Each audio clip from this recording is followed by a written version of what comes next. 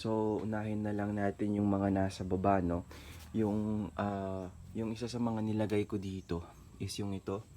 Yung parang fender extension niya dito sa harap. Itong nandito.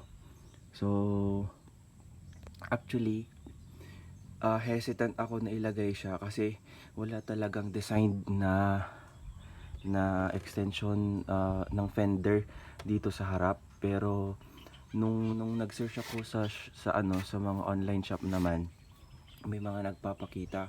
Pero yung reviews niya kasi is hindi siya mataas. So parang hesitant ako nung una na bilhin siya. Pero eventually, trinay ko na din siya. And ang ginawa ko lang guys, dyan guys is nagbutas lang ako ng 4 na holes. Yun yung isa sa dito. Tapos dalawa dito. Tapos isa pang ganito sa kabila. So as of now, parang 1 month ko na siyang ginagamit so far.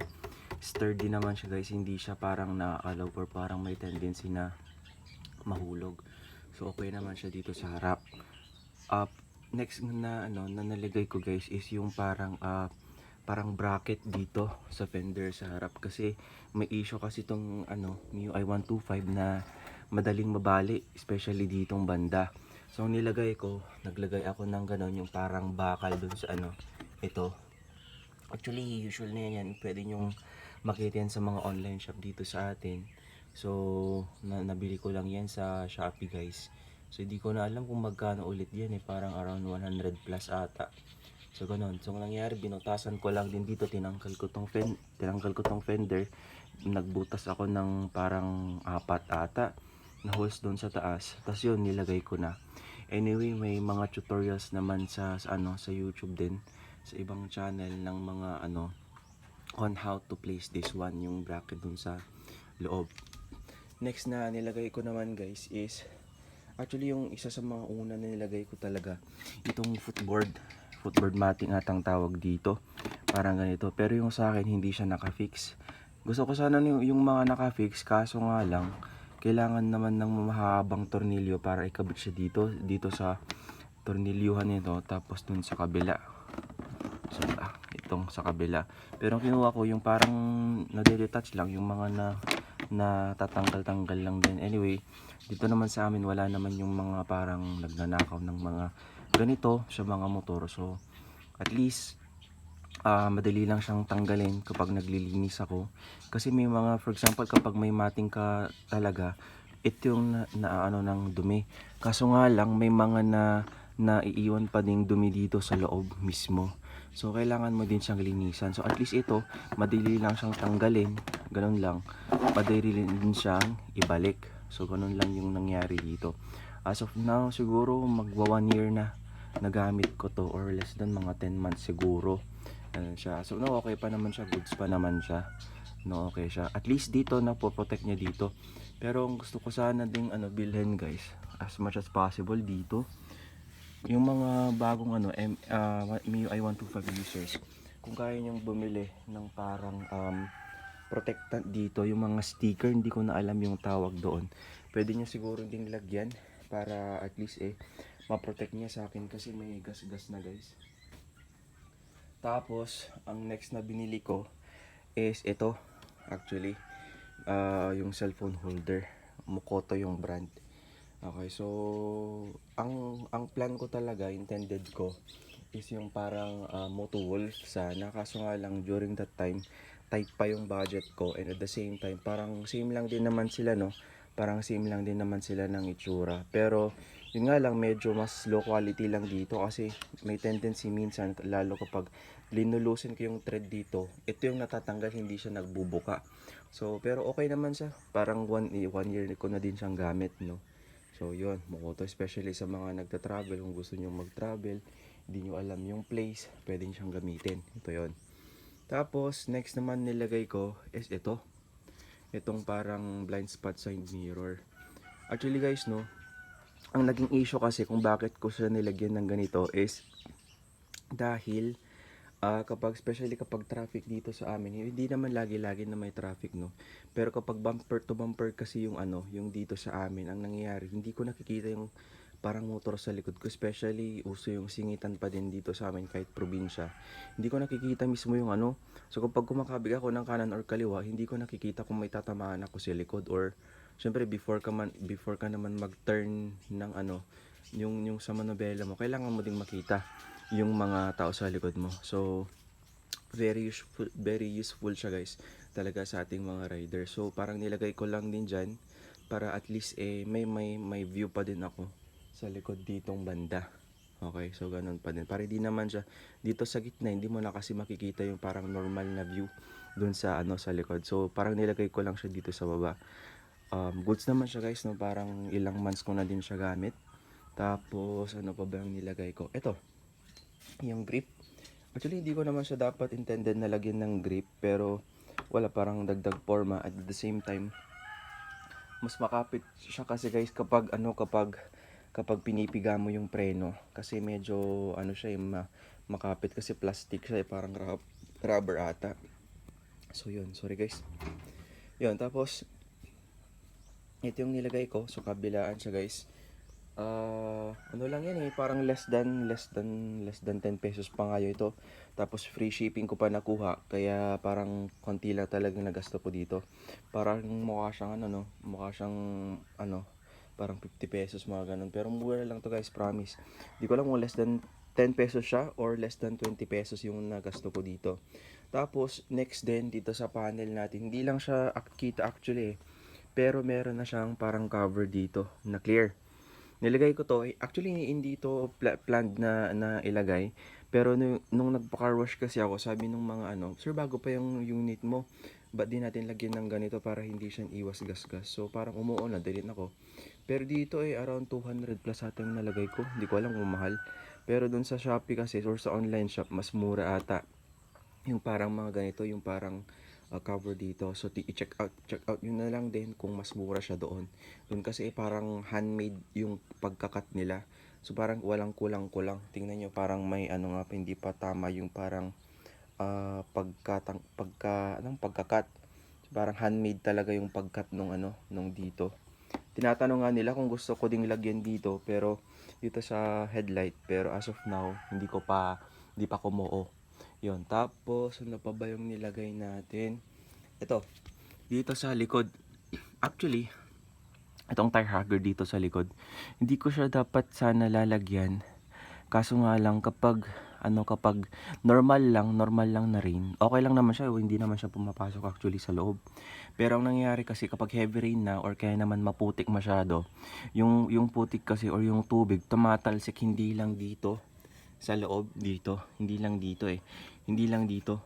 Okay, good thing na may mud flap tayo dito sa likod kaya hindi siya pumapasok doon sa ano, sa loob. Yun din yung isang reason actually guys kung bakit Yamaha yung kinuha ko. So parang ito yung first choice ko lang din talaga. Unfortunately, kung may additional sana ako na pera, yung S version sana yung kinuha ko. Pero yun nga, hindi sapat yung budget.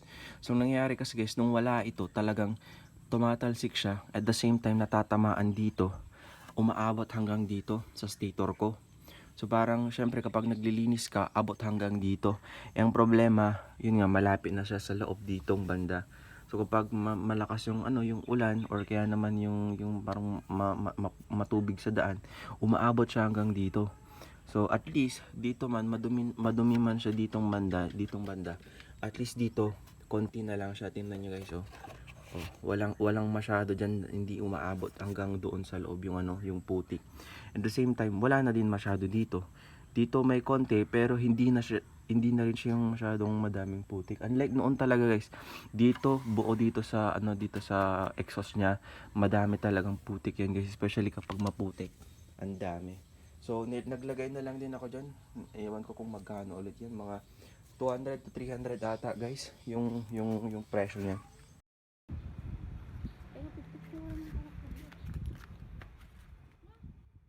Tapos, yung una ko kasing na purchase guys is itong parang shock cover. 'Di ba? Parang mahirap kasing linisan yung ano itong shock mismo kapag maputik. Mahirap linisan. Isa yung shock sa pinakamahirap na linisan. Kaya naglakay ako nito. Pero nahuli itong tire hugger. So ang nangyari guys, kailangan ko pang nag-handmade cut ako dito na banda. Parang nagtanggal ako ata ng parang mga 1 inches ata doon sa paloob. So parang nag-cut ako paloob ng ganon. So may tabas na to guys itong tire hugger para at least kapag nagpe-play yung shock natin, hindi sasayad dito sa shock cover, para at least may free wheel pa rin yung shock cover natin kahit may mud flap, may tire hugger na. So ganun yung nangyari. Sa mud flap naman, may nag-cut lang ako dito para at least isakto siya dito. Pero nagbabalak ako na bumili ulit para mas maganda pa rin nata yung yung diretso pa din kahit may excess siya. Kasi dito guys, ito yung stock na mud flap. Kaso nga lang ginunting ko siya para at least ito parang may save siya doon, parang naka-fix siya doon. Pero kapag matagtag naman na, natatanggal ulit siya. So yun yung mga pinaglalagay ko lang din dito sa motor ko ng MIUI 125.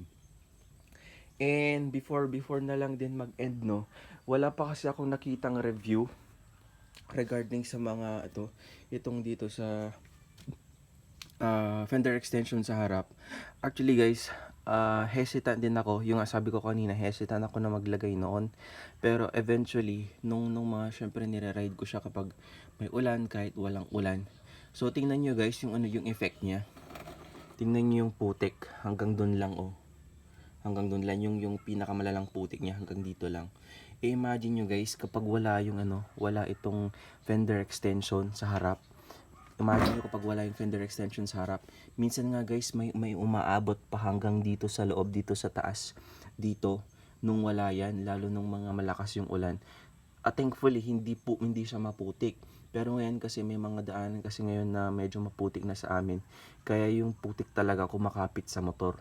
So tingnan nyo guys, kapag tubig-tubig lang, talagang hanggang dito lang siya kasi may parang harang dito dito sa parang bangko ng MIUI. May konting harang dito, kung nakikita nyo ito.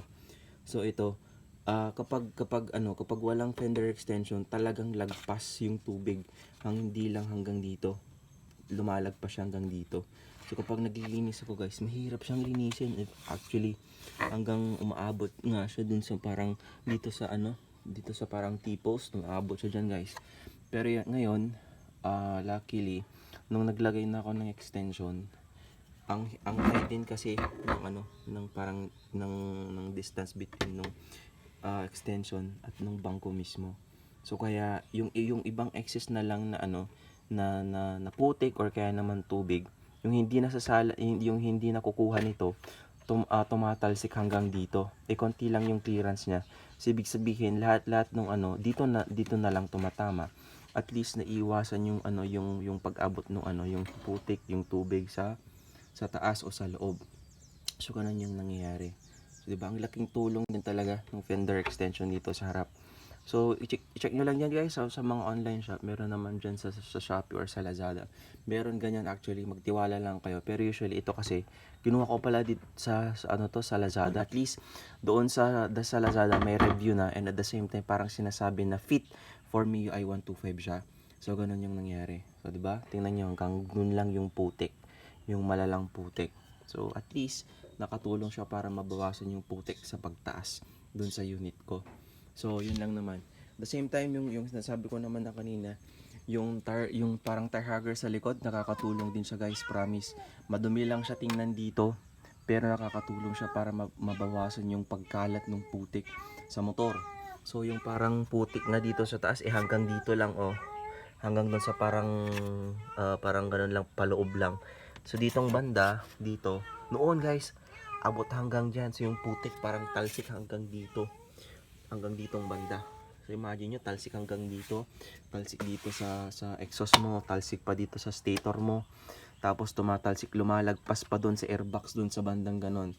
So ganon kalala yung putik noon guys. At least ngayon, madumi man dito sa tire hugger ngayon, dito sa taas niya, alis hanggang dito lang, 'di ba? Hindi mo na kailangang linisan yung mga bolts dito, 'di ba? Yung bolts diyan, at least less yung kakalawangin. So, yun lang naman guys, no? Yung review natin about sa MIUI 125 natin. So, kung may comments kayo or suggestions, kung may gusto pa kayong idagdag ko siguro dito, yung mga kaya lang sa budget. So, please comment down below sa first video ko. So, I hope na mag-like kayo guys and mag-subscribe sa channel ko. God bless!